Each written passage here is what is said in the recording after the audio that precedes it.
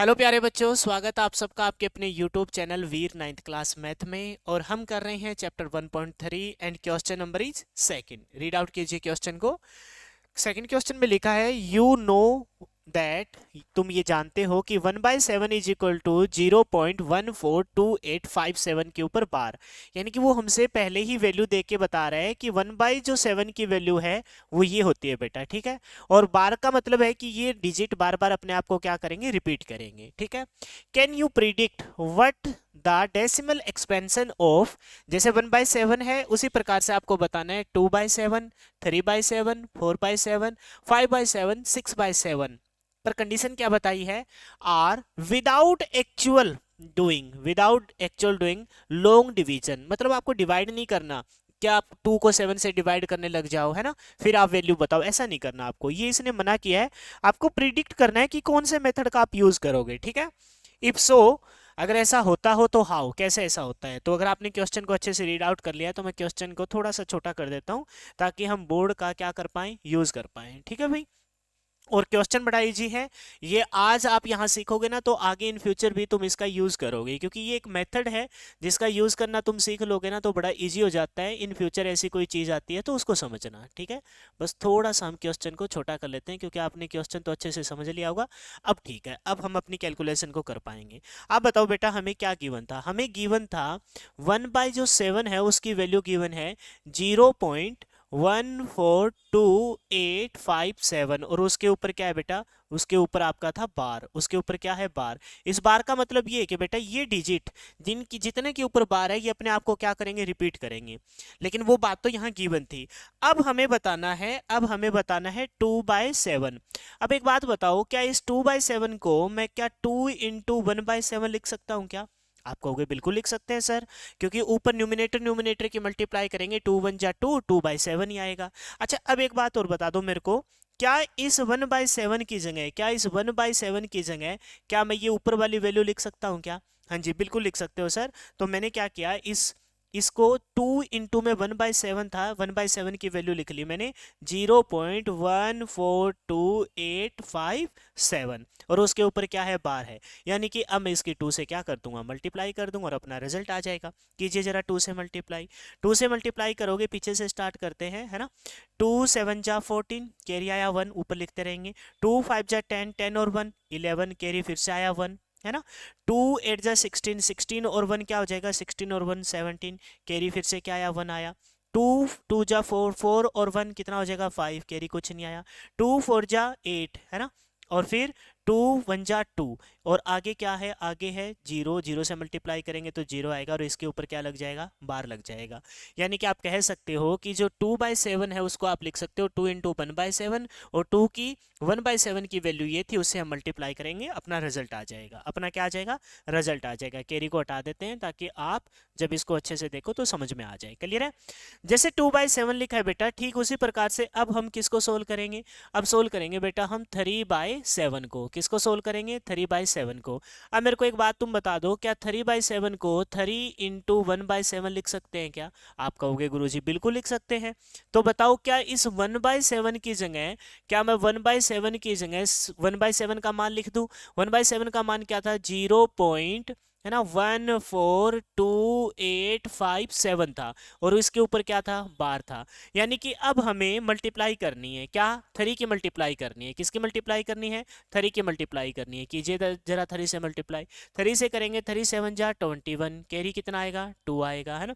3 5 × 15, 15 और 2 17, कैरी कितना आ गया, 1 आ गया।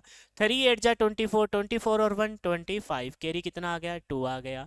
3 2 × 6, 6 और 2 कितना आ गया, 8, कैरी कुछ नहीं आया। 3 4 × 12, 12 और 1, कैरी आया 1, है ना, कैरी आ गया 1।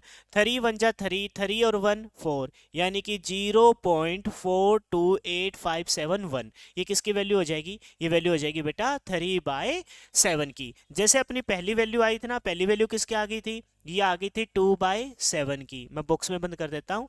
और ये वैल्यू आपकी किसकी आ गई, ये वैल्यू आ गई आपकी बेटा किसकी, 3/7 की, 3/7 की।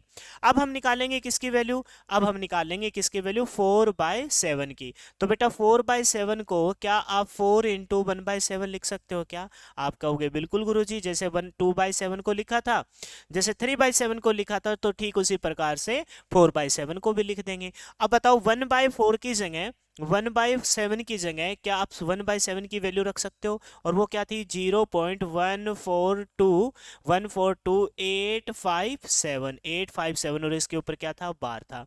अब किसकी मल्टीप्लाई करोगे, 4 की मल्टीप्लाई करोगे, 4 की जब मल्टीप्लाई करोगे पीछे से स्टार्ट करोगे, 4 7 जा 28 कैरी आया 2, 4 5 जा 20 20 एंड 2 22 कैरी फिर से आया 2, 4 8 जा 32 32 और 2 34 कैरी आया 3, 4 3 2 जा 8 8 और 3 11 कैरी आया 1, 4 4 जा 16 16 और 1 17 कैरी आया 1, है ना। 4 1 जा 4 4 और 1 5, और आगे क्या है, 0 से मल्टीप्लाई करोगे तो ये कितना आ जाएगा, और इसके ऊपर क्या रहेगा, बार रहेगा। तो ये किसकी वैल्यू आ गई बेटा, ये वैल्यू आ गई आपकी किसकी, 4/7 की। तीन वैल्यू हमने निकाल ली है, 2/7, 3/7 और 4/7। 4/7 कैरी को मैं हटा देता हूं ताकि आप लोगों को बाद में कोई दिक्कत ना आए, कैरी यहाँ थी, है ना, ताकि आप जब इसको देखो अच्छे से तो आपको अच्छे से समझ में आ जाए, कोई आपको ये ना लगे कि भाई ये चीज़ क्या थी, क्योंकि लास्ट में मैं चाहता हूँ कि आप इसका कंप्लीट स्क्रीनशॉट ले लो। क्लियर है भाई। अब आगे बढ़ते हैं, यहां तक हमने कर लिया, कहां तक हमने कर लिया, 4/7। अब निकालेंगे 5/7, क्या निकालेंगे, 5/7। तो नेक्स्ट स्लाइड पे चले जाते हैं।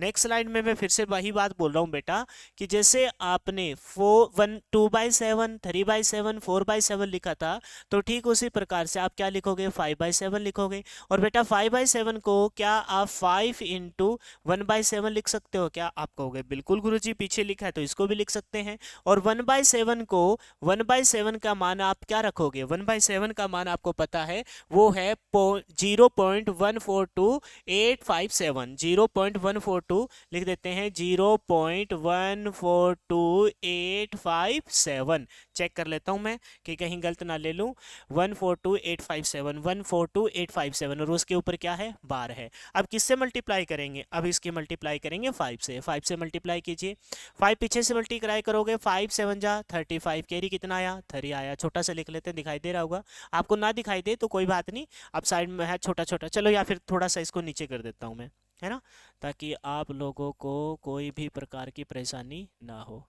आजा भाई, नीचे क्यों नहीं आया, फिर से देख लेते हैं। ये बॉक्स बनाया हमने और इसको थोड़ा सा नीचे ले आए, अब सही है, ठीक है, अब सही है गुरुजी, अब बिल्कुल सही है।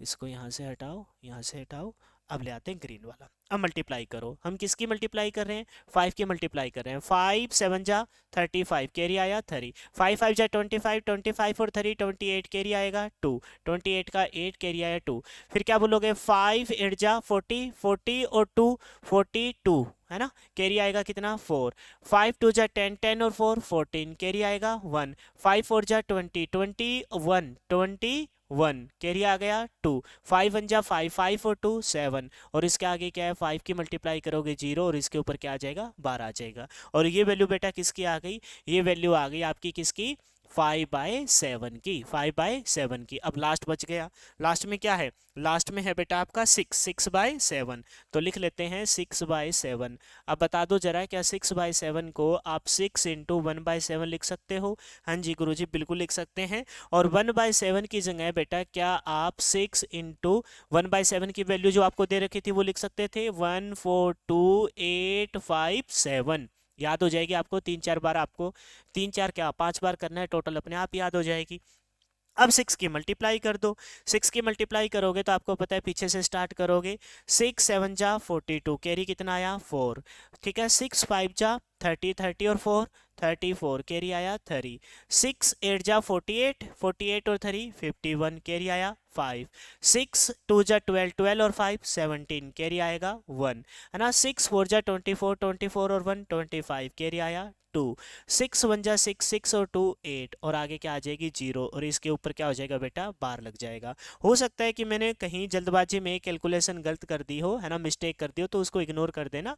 मेन मुद्दा है जो कॉन्सेप्ट आपको समझना है वो मैंने अच्छे से बता दिया है। अब सुनो, जाते जाते तुमको एक बराज की बात बताऊं बेटा। आपको पता है कि अगर तुम थोड़ा सा मार्कर भी अलग ले लेते हैं, है ना, रेड वाला ले लेते हैं। अगर बेटा आप 7/7 लिखते तो आपको पता है 7/7 को काटोगे तो क्या आएगा 1 ही आएगा। चलो चेक कराता हूँ, क्या इसको आप लिख सकते हो 7 इंटू 1/7? हाँ जी गुरुजी बिल्कुल लिख सकते हैं। अच्छा, इस 1/7 की जगह आप क्या लिखोगे, 7 इंटू 1/7 की वैल्यू क्या है 0.142857, और जरा आप इसकी गुना करना, 7 के साथ इसकी गुना करना, करके देखो जरा। 7 7 जा 49, है ना, यहाँ लिख रहा हूँ 49, ठीक है। फिर कैरी आया कितना 4, फिर 7 5 जा 35, 35 और 4 39, कैरी आया 30, 7 8 जा 56, 56 और 3 59, कैरी कितना आया, कैरी आया बेटा 5, है ना। फिर 7 2 जा 14, 14 और 5 19, कैरी आया 1, 7 4 जा 28, 21 और 8 1 29, कैरी आया 2, 7 1 जा 7, 7 और 2 9। अब बताओ बेटा 0.9999 के ऊपर बार है, और जब आप मैथ में इसको सोल्व करोगे ना 0 के ऊपर 999 बार है, इस बात का मतलब बेटा, इस बात का मतलब आप लिख सकते हो कि वो किसके बराबर है, वो 1 के इक्वल है। किसके इक्वल है, 1 के इक्वल है, मतलब कि माइनर सा डिफरेंस है, तो इसी वजह से 7/7 क्या होता है 1 होता है। तो वहां तक हमसे पूछा नहीं था, जब आप इसको सोल्व करोगे तो ये 1 के इक्वल आएगा। तो ये लास्ट वाला आपको करना नहीं है, हमें तो 6/7 तक बताना था, लेकिन फिर भी मैं तुम्हारे नॉलेज के लिए बता रहा हूँ कि आप जब इसे सोल्व करोगे तो वो किसके इक्वल आ जाएगा बेटा, वो इक्वल आ जाएगा किसके, 1 के इक्वल। तो ये था क्वेश्चन आपका कौन सा, क्वेश्चन नंबर सेकंड। क्वेश्चन थोड़ा सा लेंथी है, कैलकुलेटिव है ना, मल्टीप्लाई आपको बहुत सारी करनी पड़ेगी, लेकिन कॉन्सेप्ट अगर आपको समझ में आ गया हो तो मल्टीप्लाई करते टाइम 9th क्लास के बच्चों को कोई दिक्कत नहीं आएगी। मिलते हैं नेक्स्ट क्वेश्चन में, फिलहाल के लिए इतना ही। वीडियो अगर पसंद आई है तो लाइक कर दीजिए, कमेंट करके जरूर बताना। Thanks and have a nice day.